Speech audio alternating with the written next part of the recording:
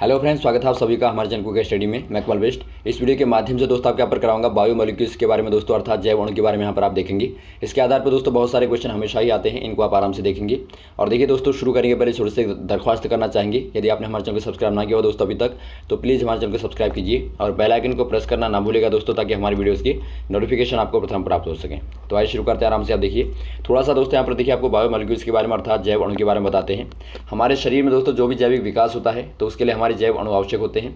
जैसा कि दोस्तों आपका प्रोटीन है या फिर आपका वसा है या लिपिड है या फिर कार्बोहाइड्रेट है, सभी में दोस्तों क्या होता है, ये सभी दोस्तों आपके जैविक अणु कहलाते हैं। अब यहाँ पर देखिए इनके बारे में महत्वपूर्ण क्वेश्चन को देखेंगे। पहला क्वेश्चन क्या दिखता है दोस्तों आपको, यौगिकों का युग्म जिसमें दोनों यौगिक टॉलेंस अभिकर्मक के साथ में धनात्मक परीक्षण देते हैं, ये कौन से वाले होंगे दोस्तों। सबसे पहले दोस्तों यहाँ पर देखिए आपको टॉलेन अभिकर्मक का पता होना चाहिए। ये आपका होता है दोस्तों सिल्वर नाइट्रेट के साथ में अमोनिया का विलयन। आप याद रखेंगे AgNO3 के साथ में दोस्तों अमोनिया का विलयन दोस्तों आपका टॉलेन अभिकर्मक कहलाता है। और ये दोस्तों यहाँ पर देखिए क्या करता है, आपको बताना है ग्लूकोज तथा सुक्रोज या फिर फ्रक्टोज तथा सुक्रोज या ग्लूकोज तथा फ्रक्टोज या फिर ये सभी, ये दोस्तों आपके यहाँ पर देखिए ग्लूकोज और फ्रक्टोज के साथ में दोस्तों धनात्मक परीक्षण देता है। अर्थात दोस्तों जब आप ग्लूकोज, अर्थात आपको पता होगा दोनों का ही ग्लूकोज और फ्रक्टोज का दोस्तों सेम ही फॉर्मूला होता है। यदि आप आणविक फॉर्मूला देखें तो आपके C6H12O6 होता है। अब यहाँ पर देखिए दोस्तों, जब आप टॉलेन अभिकर्मक में से केवल आपका Ag2O का ही रिएक्शन कराएंगे, Ag2O का, तो यहाँ से दोस्तों आपको क्या मिलता है, देखिए यहाँ से आपको सिल्वर दर्पण मिलता है। तो यहाँ पर आपको दर्पण मिलेगा, तो ये दोस्तों आपका एक धनात्मक परीक्षण देता है। तो ऑप्शन नंबर आपका कौन सा हो जाएगा दोस्तों, आपका C वाला सही हो जाएगा, तीसरा वाला। अगला क्वेश्चन यहाँ पर देखिए दोस्तों, सुक्रोज है। सुक्रोज क्या है आपको बताना है दोस्तों। यहाँ पर मोनोसैकेराइड होगा, डाइसैकेराइड होगा, ट्राइसैकेराइड होगा, पॉलीसैकेराइड होगा। सबसे पहले दोस्तों यहाँ पर देखिए आपको मोनो ट्राई आपको पता होनी चाहिए। ये दोस्तों आपके यहाँ पर देखिए जो आपके कार्बोहाइड्रेट होते हैं दोस्तों, उनके एक प्रकार से रूप होते हैं, प्रकार होते हैं। मोनोसैकेराइड मतलब दोस्तों ऐसे वाले शुगर होते हैं, ऐसी वाली शक्कर होती है जिनको आप दोस्तों जल अपघटन नहीं करा सकते। कहने का मतलब ग्लूकोज का आप एग्जांपल ले लें तो ग्लूकोज दोस्तों एक प्रकार का मोनोसैकेराइड है। उसमें दोस्तों आपके 6 कार्बन होंगे, तो 6 कार्बन के बाद में दोस्तों आप इनका जल अपघटन नहीं करा सकते, तो इनको दोस्तों आप मोनोसैकेराइड बोलते हैं। डाइसैकेराइड मतलब दोस्तों आपके ऐसे पॉलीहाइड्रोक्सी कीटोन या फिर एल्डिहाइड कहेंगे आप, जो आपके कार्बोहाइड्रेट होते हैं, दो दोस्तों आपको कम से कम प्राप्त होते हैं। डाई का मतलब आपको 2 यहाँ से प्राप्त होंगे। जैसा कि दोस्तों आप यदि माल्टोज को ले लें तो उसमें दोस्तों आपके क्या होते हैं, डाइसैकेराइड होते हैं वो, तो उसमें दोस्तों आप दो प्रकार की शुगर शक्कर प्राप्त कर सकते हैं। और ट्राई में दोस्तों आप तीनों को प्राप्त कर सकते हैं, और पॉली में दोस्तों आप बहुत सारी शक्कर को प्राप्त कर सकते हैं। जैसा कि आपका दोस्तों हमारा स्टार्च होता है ये या फिर सेल्यूलोज होता है, ये दोस्तों आपके पॉलीसैकेराइड के एग्जाम्पल होते हैं। तो यहाँ पर देखिए आपको जो पूछा गया दोस्तों, सुक्रोज पूछा गया, तो आपका सुक्रोज दोस्तों डाइसैकेराइड है। ऑप्शन नंबर आपका 2 वाला सही हो जाएगा, क्योंकि इसमें दोस्तों कार्बन कितने होते हैं, 12 होते हैं। C12H22O11 होता है, आपका फॉर्मूला पता होना चाहिए आपको। तो ये दोस्तों एक प्रकार का क्या है, डाइसैकेराइड है। अगला क्वेश्चन यहाँ पर देखिए दोस्तों, इन्युलिन के जल अपघटन से आपको क्या प्राप्त होता है, ग्लूकोज प्राप्त होगा, फ्रक्टोज प्राप्त होगा, या ग्लूकोज और फ्रक्टोज दोनों प्राप्त होंगे, या फिर लैक्टोज प्राप्त होगा। ये दोस्तों आपको फ्रुक्टोज प्राप्त होता है। ऑप्शन नंबर 2 वाला सही हो जाएगा। अगला क्वेश्चन यहाँ पर देखिए दोस्तों, सेल्यूलोज क्या है आपको बताना है, मोनोसैकेराइड होगा, डाइसैकेराइड होगा, ट्राइसैकेराइड होगा, या पॉलीसैकेराइड होगा। ये दोस्तों आपको हमने अभी बता दिया था, ये आपका पॉलीसैकेराइड होता है। अर्थात दोस्तों इससे बहुत सारे शक्कर आपको प्राप्त हो सकते हैं, क्योंकि बहुत ज़्यादा एक चेन होती है दोस्तों पूरी, तो ये आपका यहाँ पर हो जाएगा। ये आपकी लीनियर चेन होती है दोस्तों कार्बोहाइड्रेट की, तो ऑप्शन नंबर 4 वाला सही हो जाएगा। अगला क्वेश्चन यहाँ पर देखिए दोस्तों, ग्लूकोज में एल्डिहाइड समूह के अतिरिक्त होता है। दोस्तों यहाँ पर देखिए आपको पहले फॉर्मूला पता होना चाहिए। यदि आपको फॉर्मूला पता होगा दोस्तों तो आप आराम से कर देंगे। इसका होता है दोस्तों, यदि आप देखें CHO आपका हो गया, ये आपका पहला एल्डिहाइड हो गया दोस्तों, CHO मतलब एल्डिहाइड समूह हो गया।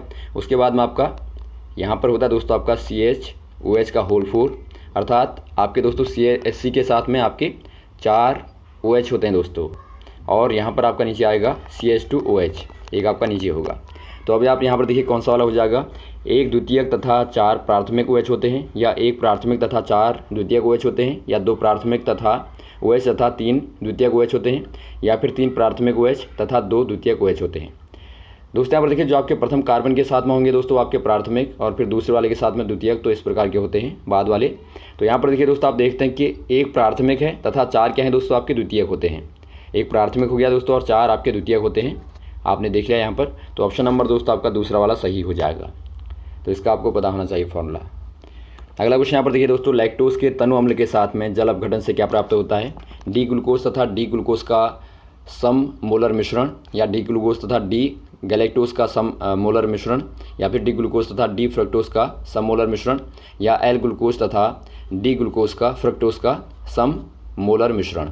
ये दोस्तों आपको प्राप्त होता है डी ग्लूकोज तथा डी गैलेक्टोज का दोस्तों सम मोलर मिश्रण। डी यहाँ पर क्या होती है दोस्तों, पोजीशन होती है, जो आपकी दोस्तों एक प्रकार से पोजीशन को दिखाती है दोस्तों, तो यहाँ पर आपको ध्यान देना है।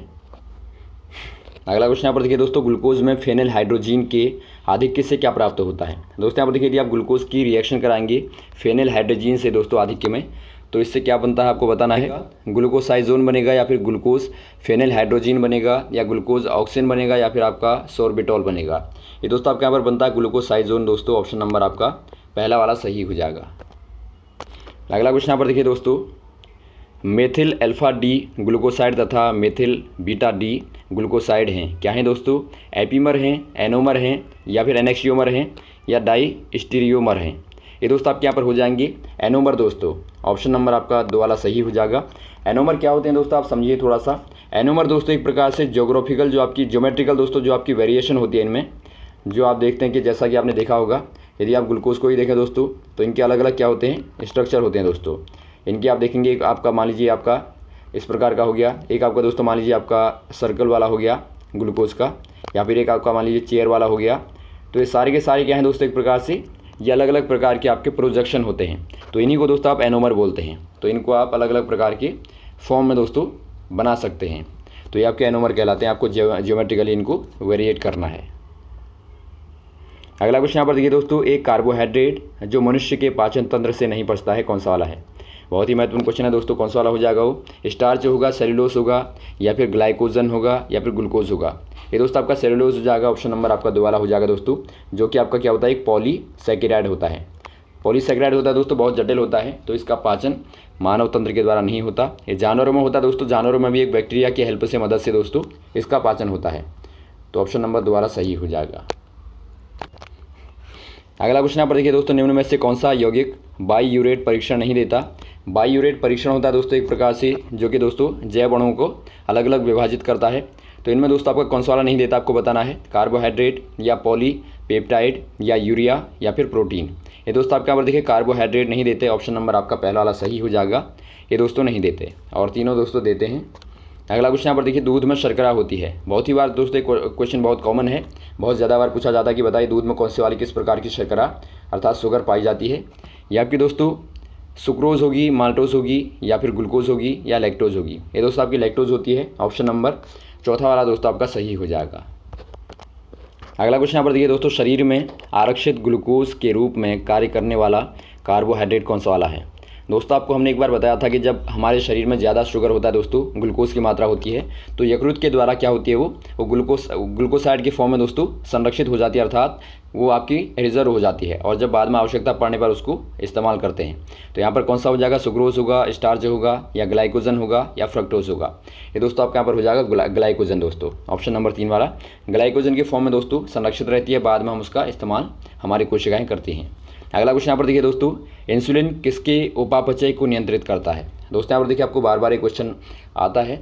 इंसुलिन दोस्तों आपको पता होगा जो कि आपका पेनक्रियास से निकलता है दोस्तों, और ये क्या करता है, एक प्रकार से शुगर को दोस्तों मेंटेन करता है, ताकि दोस्तों हमारे शरीर में जो ब्लड में शुगर मिलती है दोस्तों, ग्लूकोज की मात्रा मिलती है, उसको नियंत्रित किया जा सके। और ये दोस्तों यदि आपका अनियंत्रित होगा तो क्या होगा, शुगर होगा दोस्तों, मधुमेह रोग हो जाएगा। अब यहाँ पर देखिए खनिज होगा, या फिर एमिनी अम्ल होगा, या ग्लूकोज होगा, या विटामिन होगा।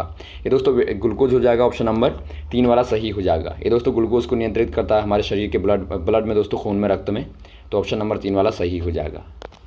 अगला क्वेश्चन यहाँ पर देखिए दोस्तों, शर्करा के किस कार्बन परमाणु पर हाइड्रोक्सिन समूह की उपस्थिति तथा अनुपस्थिति आरएनए तथा डीएनए की पहचान करती है दोस्तों, विभेद करती है दोनों में। ये आपको बताना है, दूसरे वाले कार्बन में, तीसरे वाले में, चौथे वाले में, पहले वाले में। दोस्तों यहाँ पर देखिए शर्करे की दूसरे वाले कार्बन में दोस्तों यहाँ पर आपकी पहचान करती है हाइड्रोक्सिन समूह की होने की और ना होने की। उससे दोस्तों पता लगता है कि आरएनए है या फिर आपका डीएनए है। यदि आपका दोस्तों हाइड्रोक्सिन समूह होता है तो आपका आरएनए होगा, यदि आपका ना होगा नहीं होगा दोस्तों, वहाँ पर आपका डीएनए होगा।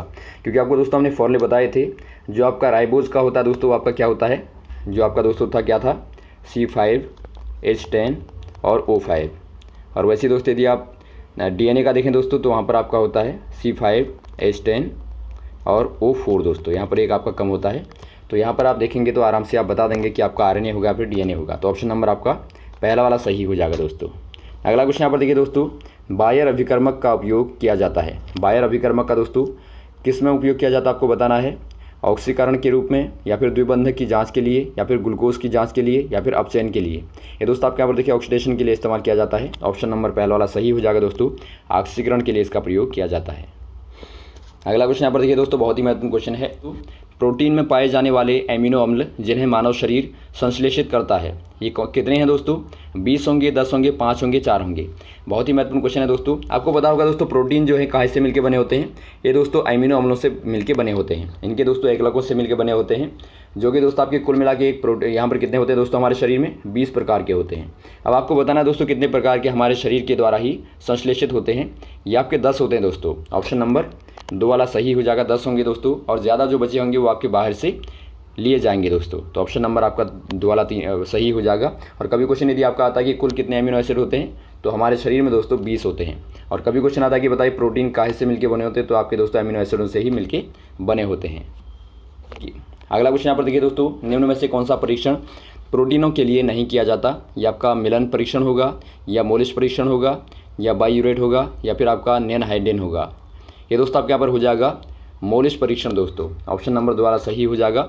मोलिश परीक्षण दोस्तों आपका कार्बोहाइड्रेट के लिए होता है, आप याद रखेंगे, लेकिन इसके लिए दोस्तों प्रोटीन के लिए नहीं होता है। तो ऑप्शन नंबर आपका 2 वाला सही हो जाएगा।